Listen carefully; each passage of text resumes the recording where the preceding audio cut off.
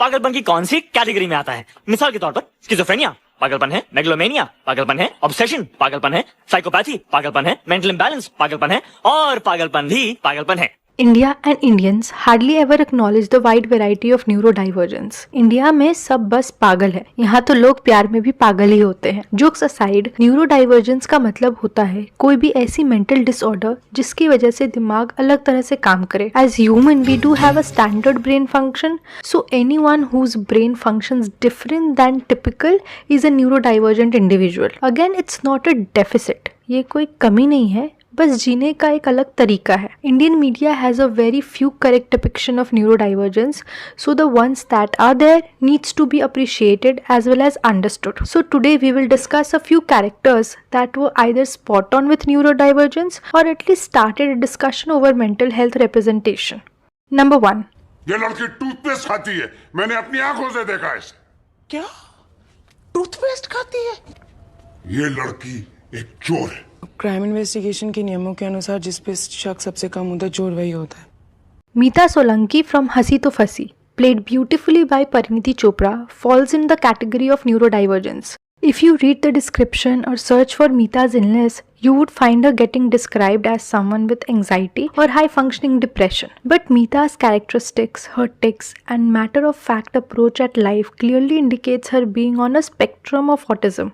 Since her childhood, she is punished for being high-functioning, unable to merge her differences with her stereotypical Indian family. Until the very end of the movie, we see her processing grief, hunger, anxiety with pills or some other quirky tried and tested methods. Her neurodivergent brain lets her adjust to the situations that we would otherwise find very bizarre or even troublesome. Her high-functioning scientist brain, her meeting eye to eye with everyone, not fully grasping the social norms or morals, not only gives viewers a different than normal heroine to admire, but also a character through whom we can dive deep into an aspect of neurodivergent lifestyle.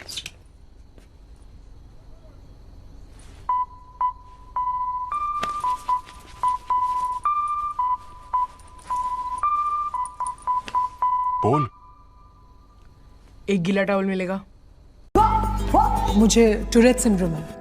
ये एक neurological condition है। जब हमारे brain में कई सारे तार एक साथ नहीं जुड़ते तो कभी कभी शॉक देते। Naina, played by Rani Mukherjee in Hichki, has Tourette syndrome, in which a person has motor tics that are sudden, repetitive movements of the muscles of the body. Tics can include eye blinking, neck, arm, or leg jerking, sniffing, or even barking noises. In this movie, Naina has vocal tics that causes involuntary sounds that may be loud at times and hampers her speech. Naina is definitely a Tourette's patient, but she does not suffer through it. Her tics are just an added quirk to her. As a young kid, she surely hates herself for the tics. On seeing her parents fight because of her illness, Naina tries shoving tissues in her mouth to stop the sounds, but as a grown adult, we see her accept herself. The world around her still remains bothered with her hiccups, but not her. She dreams to be a teacher, and even after multiple rejections, she remains confident on her abilities to teach. Her students, who initially mock her for her tics, end up being her biggest cheerleader. She nowhere lets herself be a victim to neurodivergence.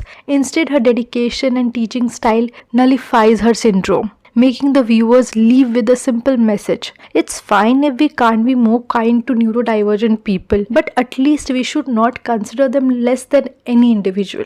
School के बाहर जब जिंदगी इम्तिहान लेती है तो subject wise नहीं लेती। तो मिस माथुर, अब इम्तिहान उनका कम और आपका ज्यादा है।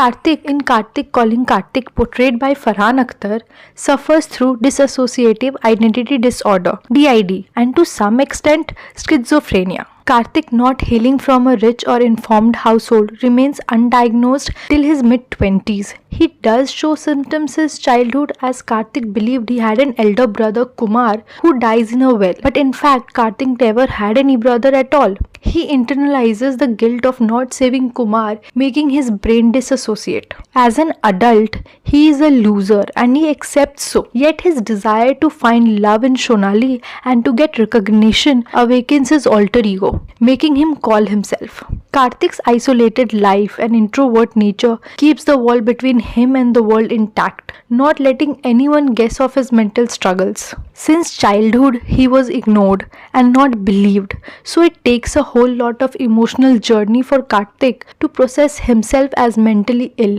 Karthik calling Karthik deserves a huge appreciation for not going the usual violent route with DID and schizophrenia representation, letting the viewers know that mental disorder is not always murderous or evil. It can simply be exhausting. The end seems hopeful as Karthik's lack of knowledge of reality seems vanishing along with his isolation as Shonali becomes his companion, saving his life and taking him away from the falsehood, obviously with the guidance of a therapist. लेकिन इसी का तो लोग फायदा उठाते हैं.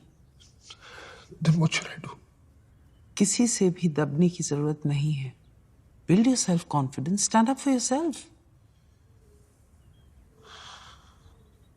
तो क्या आप मुझे माफ कर सकते हो?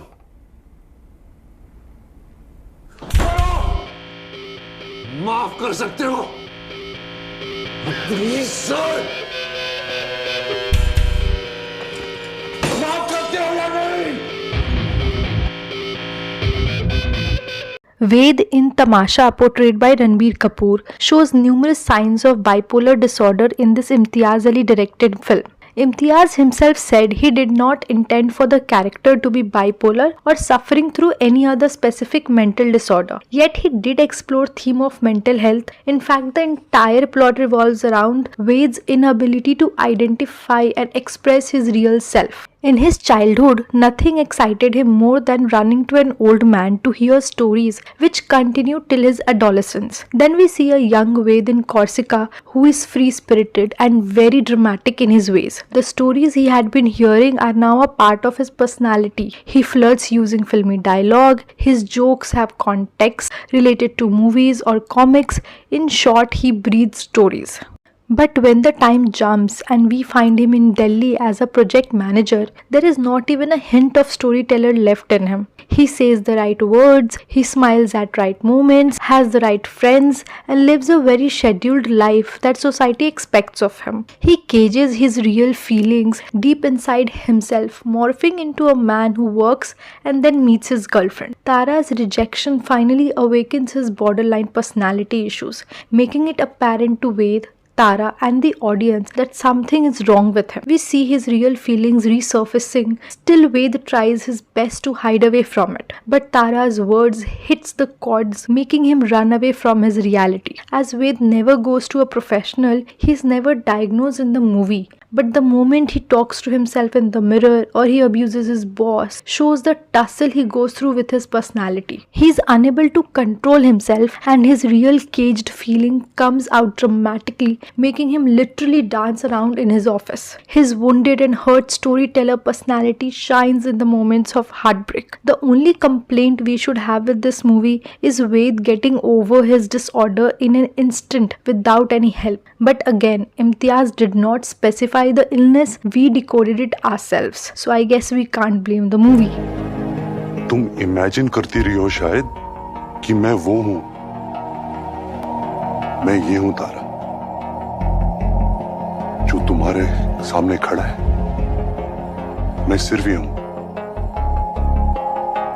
Just read the sentence, Ishan. ये तो नाच रहे. Silence. Speak in English. The letters are dancing. They are dancing, are they? Little Ishan in Tare Zameen Par, played beautifully by Darshil Safari, won viewers and critics' heart alike, making Tare Zameen Par a massive hit commercially and winning it several awards, making it critically acclaimed. It is one of the very first movie dedicated entirely to portray mental health condition, in this case dyslexia, and the challenges one faces because of it. Ishan, a 8-year-old boy, is weak in academics as well as in sports, and for his family and teachers, he is just a lazy and an indisciplined child. As viewers, we too notice his uninterest in books, his weak motor skills, and to us as well, his condition is not apparent. His father, hoping to get rid of Ishan's rigidness, sends him to a boarding school, where yet again his inabilities to perform basic tasks can be observed. He is unable to wear a tie and is not able to tie his shoelaces. Just like his parents, viewers too assume he hasn't learned such basic skills as yet. But then, through the character Nikumb, the arts teacher, the movie enlightens us about Ishan's disorder. It wasn't Ishan's recklessness, but his inability that hampered his academic life. Ishan could concentrate for hours on a road construction. His focus never shifted away from a bird's nest. It was only symbols, alphabets, and numbers that danced around in his eyes. Ishan, in fact, was very talented. His painting skills were way beyond his age. That Nikum recognizes and makes sure that everyone else sees too. The scene where Ishan reads the notice board not only makes his father cry but also breaks the viewer's heart. At this point, we are very aware about Ishan's dyslexia and we see him suffer while reading even a single word. Tare Zameen Par made dyslexia a household discussion and changed the Indian parenting forever.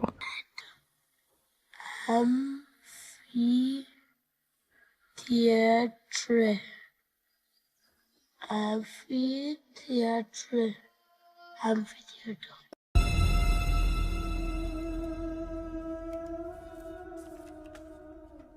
Mehna's herbal beauty products will make you glow like a newlywed bride. I'm divorced. Uh-oh. We have nothing for the newly divorced. None other than Shah Rukh Khan played the role of Rizwan in My Name is Khan, who lives with Asperger's syndrome, a form of autism. It is a neurodevelopment condition that affects social interactions, communications, and engaging in repetitive behaviors. Rizwan is a very stereotypical portrayal of an autistic person. Nonetheless, it's definitely a good representation as well. Rizwan takes things too literally, has firm thinking and self-belief. He hates loud noises, crowded places makes him anxious. He avoids being hugged, can't tolerate yellow color, and constantly fiddles with stones to show his repetitive behavior. So at this point, his autism is as clear as this white screen. Individuals with Asperger's syndromes have often exhibited better IQ than most, which is also apparent in Rizwan, who has an exceptional memory, solved water drainage issue by modifying a cycle, and can fix any machine known to mankind. The portrayal is not only stereotypical but sensitive too. The characters around him give him the required space and love he needs to be comfortably himself. We see him going through all the emotions known to mankind: grief, love, guilt, abandonment, while still being who he truly was. His firm beliefs never move an inch. Also, he was a man of his words. So let's not forget his words. My name is Khan and I'm not a right. No. नमाज जगह और लोगों से नहीं, नियत से पढ़ी जाती है। रिंकू सूर्यवंशी नाम है माँ, सीधे राजा राम की डायनेस्टी से हैं। स्वयंवर होता है हमारे यहाँ, हम नहीं मानते जबरदस्ती के साथ। Rinku in Atrangi Re, played by Sara Ali Khan, suffers through visual hallucinations as a trauma response. Rinku's mental health condition has been used as a plot device for which the movie was criticized, and rightfully so. As a whole, the movie and other characters are really insensitive towards Rinku's delicate condition and treat her illness as per their own convenience. But at least there was a decent representation by Rinku herself. Rinku is bold, strong, and a really fierce young woman. Seeing her live her day-to-day life, one can never guess that she could be suffering with mental health issues. And that's why her hallucination acts as a plot twist. The film fails to address the complexities of trauma and even romanticizes Rinku's mental health issues stemming from the trauma of witnessing her parents' death. Vishu, Rinku's husband, and his friends are seen trying to help her themselves instead of taking her to a professional for the needed therapy. However, by the end of the movie, we find Rinku almost completely cured by reliving her childhood trauma as she sees the same scene unfold and realizes she had been hallucinating her boyfriend all along. Reliving trauma in a therapeutic setting and under a professional's observation can be helpful for some individuals, but for some it can be re-traumatizing. So it's not a universal suggested approach. So if there was few scenes added where Rinku was actually guided by a professional, then the movie's depiction of mental health and its treatment would not have any shortcomings. इन लौंडों से कह दो और सारे टूरिस्टों से कह दो कि जादूगर सज्जाद अली खान आ चुके हैं मंडी में। जी जनाब। मधु बिसु चलो जल्दी जल्दी सबको इकट्ठा करो और बोलो कि सज्जाद ताजमहल गायब करके दिखाएगा। तुमने झूठ बोला मुझसे, छुपाया मुझसे। सच कैसे कहती? तुम घर में रहते कहाँ हो? तुम पागल हो गई रोशनी, तुम्हें इलाज की जरूरत है। मुझे किसी इलाज की नहीं, तुमसे बात करने की जरूरत है। A couple, Surjan played by Mr. Perfectionist Amir Khan and Roshni played by Rani Mukherjee, suffers through PTSD, that is post-traumatic stress syndrome, after losing their son in an accident in the movie Talaash. PTSD is a form of acquired neurodivergence which is reversible through right therapy and treatment. Ignoring the supernatural elements of the movie, the impact of her trauma has been represented very realistically. Suri and Roshni, who were very loving and outgoing as a couple, lose their charm after the unfortunate incident. They continue to live a monotonous life without sharing any loving conversation or bonding moments. Losing their beloved son impacts both of their psyche, yet only Roshni opts for a psychotherapy while Suri ignores his own mental health, thinking he is much stronger and doesn't need it as much as his wife. But the movie shows he is in much deeper trouble and becomes insomniac. He avoids his wife, indulges himself in his work, yet never finds a moment of peace and continues to dream the way he could have reversed the accident and saved his son. In real life, there are millions of Suris, especially men, who never get treated and continue to torture themselves in the name of masculinity. Hence, Suri's character acts as a wake-up call to all such people that it's fine to go for help when emotions and feelings become too much. At the end of the movie, we see Suri getting a closure. He lets himself cry in his wife's arms, letting off the burden of guilt. So men or women, do go for therapy if needed. बेटी ने भागकर शादी कर ली। हाँ, क्यों भागकर शादी कर ली? क्योंकि वो कॉलेज में रनिंग चैंपियन थी इसलिए। इस कॉलेज में Lakshman in Waqt, played very convincingly by Rajpal Yadav, is a character etched in mind of every 90s kids. Every conversation with Lakshman was hysterical to witness, and honestly, that is the best part of the entire movie. Having said that, the movie never pokes fun at Lakshman himself, but everything he says and does is surely funny for the viewers to watch. The movie never gives us context for Lakshman's extraordinary approach to life, but with all the knowledge we have now, it won't be wrong to assume Lakshman was on the autism spectrum. He always wears the same khadi pant and shirt, which is always very neatly ironed. His hair is very neatly combed and oiled. He works as a house elf for a very fun-loving and generous family who treats him like a son. So it's very unlikely that they would ask him to be in a uniform day and night. So it's his own choice and maybe compulsion to be presentable and proper. Lakshman's line of question indicates he takes things very literally and doesn't respond to social cues very well, nor does his tone of speech changes.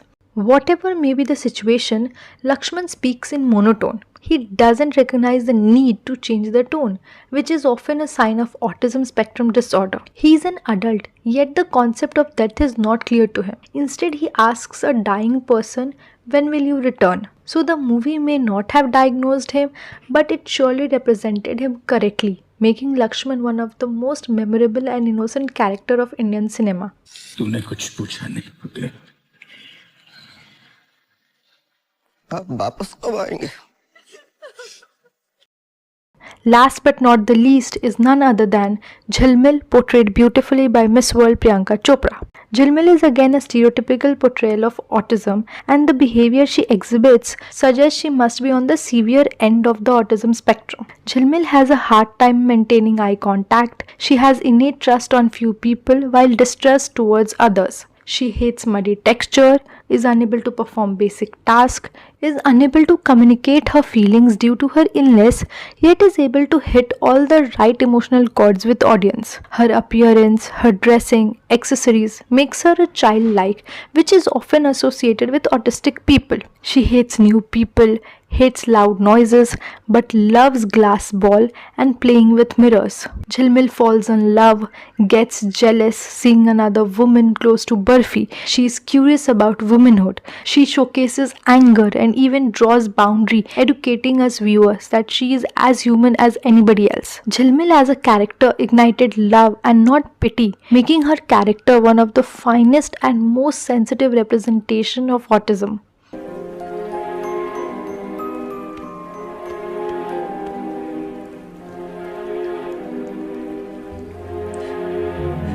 So these were characters that had their own approach towards life. Do comment down below any such characters that I may have missed to mention, and also tell me which character is your favorite. For more interesting videos, do like and subscribe, and thank you for watching the video.